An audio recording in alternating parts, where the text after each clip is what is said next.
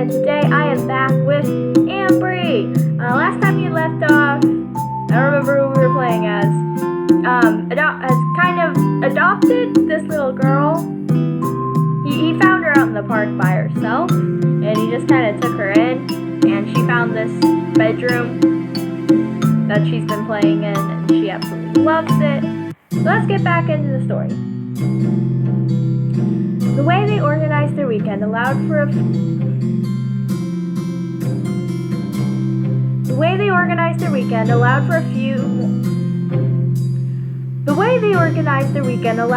more festive time.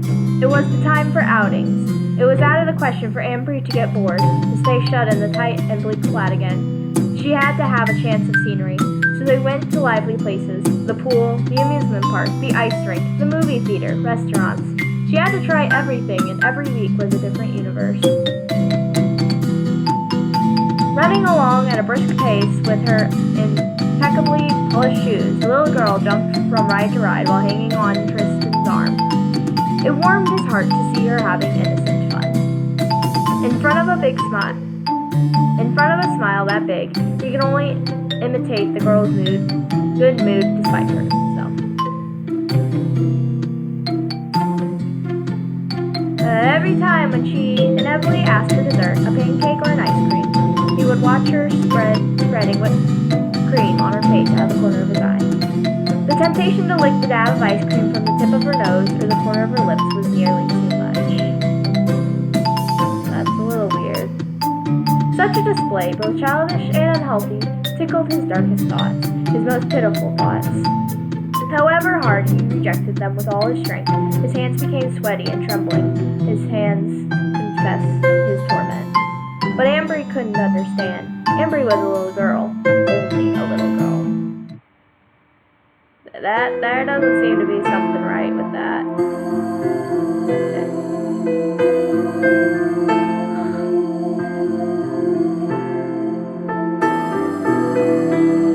The months flew by at breakneck speed. Tristan refused to admit it, but his young friend was growing up.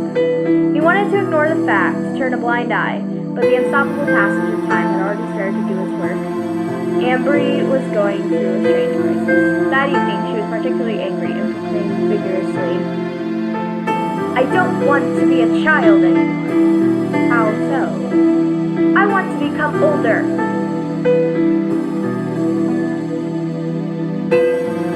"But you have plenty of time for this, Ambre." "I want to become older faster. That way I can do more things." The 30-year-old man sighed. He obviously did not know how to answer such assertions. He had never had a child and was not very good at calming down revolts, regardless. Taken aback, he left the girl who sulked in the living room to take a long, relaxing shower. While he was soothing his worries in the rush of hot water, she displayed an angry pout. "That's not fair. I wish I could be older right now. If only I had a model." I wonder what Tristan's wife looked like, for example. I'm sure that she was a kind person. But he never wants to talk about it. He avoids the subject. It could be that he is hiding something from me. Intrigued, Ambre took advantage of his absence to open a drawer she had never touched before. Inside, under the telephone directory, was a big leather notebook. Convinced she had found a treasure, she grabbed it and opened it. It was a photo album. Spread on the pages were bright smiles and homely gestures. Aww. Browsing through the pictures, the little girl discovered her guardian, young and dashing, in the arms of a coquettish young lady. Dressed soberly and tastefully, she was strolling along the seashore with a shawl on her shoulders, spread apart, holding an ice cream. But what caught her eye was a very specific picture that towered in the center of the album. Tristan, wearing a suit, was leading his lover out of the church with clumsy footsteps under a shower of flower petals. She looked so happy, so fulfilled in her large, refined white dress that Ambre was stupefied. All the more so as the bride looked exactly like her. So pretty. "What are you looking at?" Tristan's sudden appearance made her jump so much that she dropped the forbidden object. His gaze darkened immediately. "You searched through the closet to see what my wife looked like, didn't you?" She answered in a shaky voice, skillfully. "Yes. Are you going to scold me?" course not. I just would have preferred that you didn't see it. Why? Why don't you ever talk about her? I want to know. He sighed, appearing upset as he looked into those begging eyes that he had never been able to resist for long. Reluctantly, he sat down on the couch and told her how he had met the one he thought would be the love of his life, and related all that they had gone through together. Amber listened with wide-eyed attention. She liked that story very much. Tristan seemed to briefly get younger as he evoked the past, describing how head over heels he had been for her, and how happily she had made him. Their peaceful and ordinary everyday life was something the little girl envied. Caught up in the tale, she couldn't help but pressure him. And then, what happened? And then she left. Where to? Far away to a place where I can't reach her anymore. Every day I pray that she'll somehow hear me, that she'll wake up, that she'll remember. I don't know if she'll ever emerge from that dream that's keeping her captive. Is she dead? Sometimes it feels like it, but no. She's still alive, just in a different world from mine. If I could have joined her, I would have. I would have sacrificed everything for her, and today she's forgotten me. Forever. That's sad. Tristan sighed again, head down, as a heavy, crushing silence came between them. Ambre stared at the photo for which Bedeline smiled. Deep down in her heart, she had an odd thought. If I was older, I could replace Tristan's life, and he wouldn't be sad anymore. That is a really weird thought to have. That night, she left the devastated Tristan lying as immobile as a statue on the sofa. Slipping between the covers of her cozy bed sheets, she felt helpless. If only I was older. The thought took root more and more violently in her mind to the point where it became an emergency. She had to become Tristan Malroy's wife. Isn't she... He's 30. Isn't she like 10? I don't even think she's a teenager yet. A new routine seized little Ambre. It was now out of the question for her to stay a little girl. She wanted to grow as suddenly as a butterfly, a beautiful cursed by its impearled life. Thus begun a kind of adolescence. She no longer woke up in the morning when Tristan went to work. She waited until midday to surface and took her meal at that time. Tristan did not call her at the usual hour anymore either. He knew that she would not be in the mood. After a brief meal, the young girl watched television while leafing through magazines bought with the pocket money her benefactor gave her. Her afternoons fluctuated between American TV shows and beauty tips. Between the pages of the magazine, she learned how to become pretty to seduce men, an idea she liked a lot. Again, isn't she 10? She seems younger than 10 almost. I can't remember how old she was.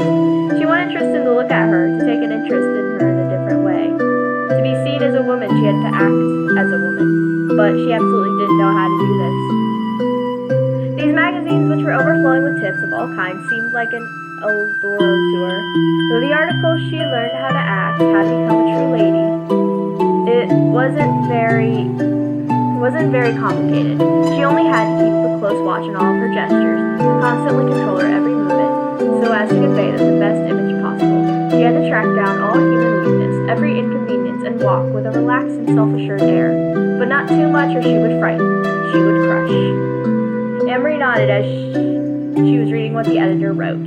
Of course, she had to be open and smiling, but not so much that she came across as extravagant. She had to laugh often, but not too loudly as it was what hysterics would do. She had to be independent and take initiative, but only if the situation leads itself to it, and in a non-threatening way.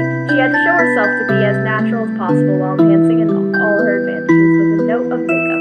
Ambre understood the necessity of buying some in order to become a true woman. She had to dress in a feminine way to demonstrate her worth while being sober enough so as not to attract unwanted attention. All this advice, I kind of like all the advice kind of leads to being male-dominated. Like, a woman must stay in her place sort of thing, which I don't believe in at all. A woman does not have to wear makeup. She does not have to, laugh as often as you want, laugh as loud as you want. Don't smile too much. Don't take control of the situation unless you absolutely have to. If not, let the man basically take... I don't believe that at all. Yeah, and the way of dressing. But But I understand it's kind of as a little girl and she's taking this all in as the first time. I just wish it wasn't all that. And then she was advised to learn to listen to men, not to talk too much, which would be selfish, be discreet but present, available as soon as you need it without really showing into it. As she turned page after page, the young girl felt a pressing urge to spend money on all of that product shown in the advertisement and praised by the editors. After all, she would need them in order to seduce the brave Tristan. How could she have the slightest chance without cheating a little? Further down, a revealing psychological test claimed that Ambre would gain more affection by acting like a fragile little girl. Men needed to be reassured of their versatility and of their protector's role. Plus, she was too vulnerable, too frail. She couldn't manage anything worthy without some help. She had to find validation in his eyes, validation of her very existence. This has taken a very dark turn. If he thinks that I'm pretty, I'll be pretty, like in that photograph. Like this, Ambre spent her afternoons reading tips from women's magazines, training herself to conceal. When she wasn't watching series, often romantic ones, she was shopping in the city to bring back clothes, accessories, or cosmetics. The city, like the television, constantly spat images of absolute and infinite love, of a perfect and purifying love, like a drug, an oblivion, a flawless pleasure, and an order. Every billboard sold the same dream, oh so cliche, oh so desirable. It was the pursuit of the fairy tale formula, and they lived happily ever after in opulence and had lots of children. Novel and movie heroines all ran after the same goal, after the lure of profit, wealth, luxury, a life where everything would be easy, but where everything would have lost its taste, a dull and hollow life, an eternal masquerade. But this existential emptiness was just as easy to fill. You only had to consume and be consumed. You only needed to devote your soul to spend even more, to remove the vestiges of nature, to hide that ridiculous body, too personal, too imperfect, too real, and to place it with an ethereal sheath of a mirage. That sounds like what women have to do. You only need to spend without restraint in order to conquer that piggy bank of your dreams, a mere machine that gives banknotes and weak organs. To prevent yourself like a diamond, a beautiful shiny trinket that everyone should have in their living room. You only need to destroy your own value, immortality, replace it with cold, hard cash. Yep. And then, you only needed to bask in idleness, go round in circles in your cage, without any purpose to continue living in a dignified way, wandering like a lost soul, disguised as a clown that drips with red, a grim automation. He needs to fill the hole, the absence of life, the disease that devours your blood, all your authenticity with money, always more money. Buy, until you forget the onions, the eggs. Ambre admired today's celebrities, those picture-perfect idols with nothing stuck out, bodies without even the slightest trace of life. Their uninspired songs only glorified a permanent state of pleasure without toil. Like mass-produced Barbie dolls, all these celebrities merged into a single canon of beauty, deemed as unsurpassable, absolute truth. The stars dived into this endless circle of vanity with such heat that it was truly fascinating. Every minute that passed after a singer's first success was a minute of intense scrutiny, as the whole world grew to size to the morbid show that was her slow suffocation, her imminent drowning. Nothing could be more enjoyable, more exquisite, than staring at these young women slowly being engulfed by the shadowy tentacles of their dreams. That sounds very important. They sacrificed their bodies to the cut of surgical scalpels, to the point of no longer resembling themselves anymore, to the point of transforming into some kind of wonderful monsters. They had rejected their personalities and histories to melt into the mold, to conform themselves to the public's every expectation, to become the showcase of modernity, the icons of a single form of happiness that was advertised at every street corner. A form of happiness that little Ambre stared hungrily at. Oh, this cannot end good. Becoming a star seemed out of her reach, but looking like one was a duty that women's magazines never ceased to remind her of. That frivolous press, so uncomplicated, so fraught with consequences. When Tristan Malloy came home at the end of his working day, he could find Ambre waiting hand and foot, trying to cook delicious meals for him. Ambre always elegant, craving to look her best, like a perfect little housewife with a strong character. He was past the point of missing the innocent days, but in all honesty, he didn't even understand why the young girl was putting so much effort into becoming such a perfect creature. One evening, while she was cooking a usual dish, one which the recipe had been recommended on TV, accompanied by a candlelit table in order to celebrate his birthday, he dared to ask, "But, Ambre, why are you doing all of this for me?" The honest question hit like a ton of bricks. His complete incomprehension sounded like an insult. She probably spent hours gussying up in the bathroom, hours to appear fit to be seen, fresh.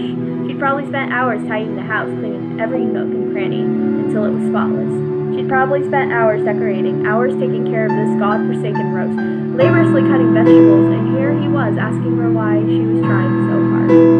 The knife in her hand fell violently to the floor, emitting a metallic sound very much like an ill omen. Why am I doing this? Why am I doing this? Embry's voice trembled dangerously. While getting close, he noticed her hands were shaking frantically. Eyes wide open, soaked in tears, she exploded, "Because I want you to love me. I want you to look at me. Why don't you ever look at me? Am I not good enough? Is that it? I will never be good as she was, will I? Again, you're like 10.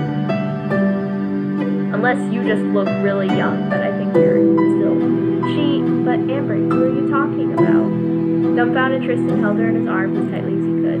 No, he truly couldn't understand. He couldn't understand such intense and sudden sobs. Reassured by his gesture, Ambre wanted to explain herself. I'm sorry. I'll never be able to replace her." "Who are you trying to replace, Ambre? Tell me." "Your wife. I could see that her departure left you very sad. I wanted to bring a small smile back to your face. I wanted to take her place and forget about her." For a split second, Tristan Milroy was breathless. It was surreal. He would have pinched himself to make sure he wasn't dreaming, but no, the pain in his chest was far too real, too pitifully carved in him. How could he answer such a declaration? How could he find the right words? Catching his breath with difficulty, the 30-year-old man took Ambre by the shoulders and looked in her eyes for a long time. After a brief sigh, he affirmed, "Listen, I will never be able to forget my wife, all right? It's impossible, but that doesn't mean I don't want you. It's the exact opposite, actually. You're very dear to me, Ambre. You hear me? I need you. You already have her place. So please, stop crying. Don't make it even harder than it is." The young girl shyly dried her tears, and her features changed to an adorably naive expression. She looked sincerely despairing. "You're okay with me? What made you think I'd abandon you, huh?" "Nothing. It's just that you seem to love her so much. I'm a bit jealous. Why is that? I don't know. When I look at those pictures, I can't help but tell myself I must absolutely make you happy. I think I love you." Tristan felt all the courage and determination he had worked up melting away overnight, and he started sobbing as well. "But I love you too. I've loved you for so long. I love you so much it makes me sick." "For real? You're not treating me like a kid?" "Of course not." "Then prove it." "What do you mean?" "Show me you regard me as a true woman." "You want me to do that?"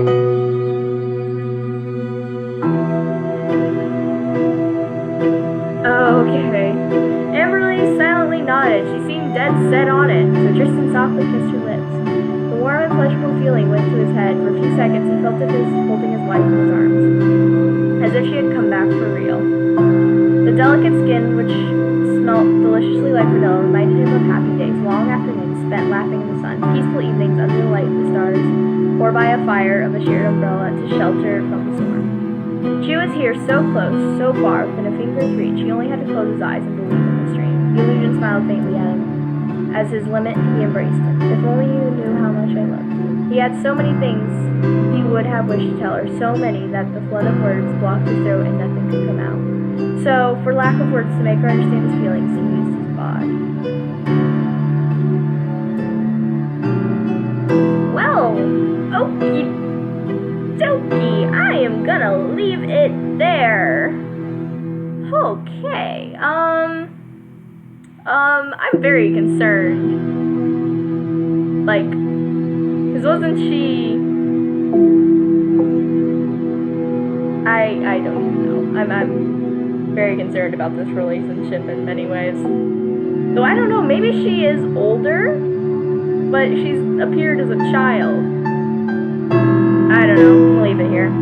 Anyway, thank you for watching. If you liked it, show that like button some love. And to see some other things I've done, click the subscribe button. Remember, one day the geeks will inherit the earth. But until then, later now!